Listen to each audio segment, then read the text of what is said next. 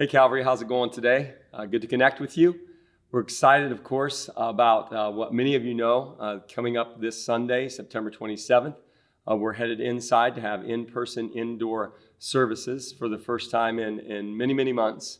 And just wanted to connect with you about that. And as we're moving inside, you first might ask the question, well, why are we doing that? Why are we shifting from outdoor services to indoor services? Well, practical reason is, of course, living in Michigan, the weather is working against us, and so we recognize that there's only a few more weeks before we would be forced to eliminate those outdoor services.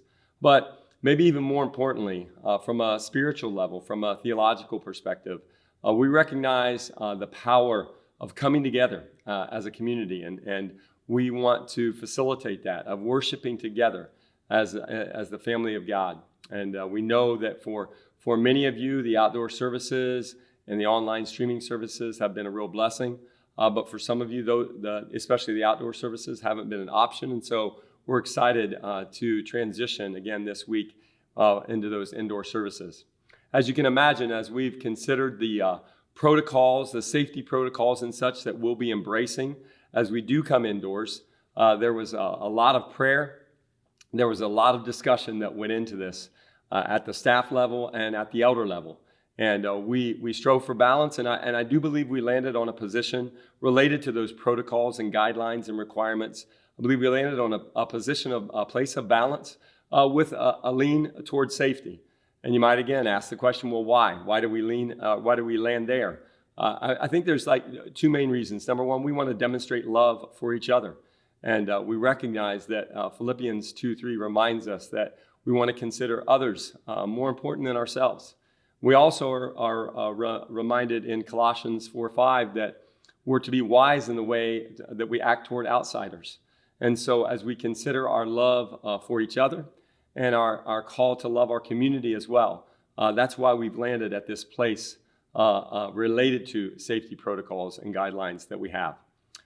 We've been asking, as many of you know, for your prayer support over the last several weeks and months as we've navigated this unusual time of the pandemic. And as even though we continue to ask for your prayer support, we're also going to ask for your patience, patience with us as the church, as the leadership. Certainly, we're headed into a time in which we've never had to walk through before, and so we do ask for your patience as we get started in those indoor services. We also ask for your understanding with each other.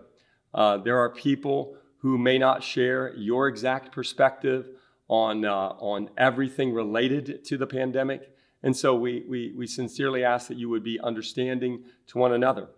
And again, you might ask the question, well, why do we ask for that? Well, I think it's because we are a people of grace.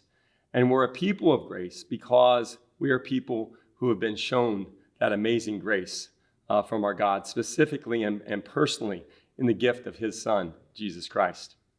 Last thing I want to let you know is that you'll be receiving an email that will detail all of the logistics and the programming, as well as the safety protocols and guidelines related to social distancing, facial coverings, and everything else. So please make sure that you look for that email in your inbox.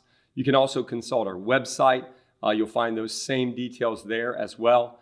And as always, if you have questions, we want you to contact us.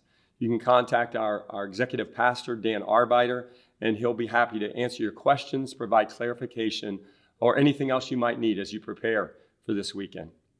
Again, we're super excited about this next pivot toward the indoor services. We do ask that you would continue to be in prayer as we anticipate that, and we look forward to seeing you soon. Have a great day.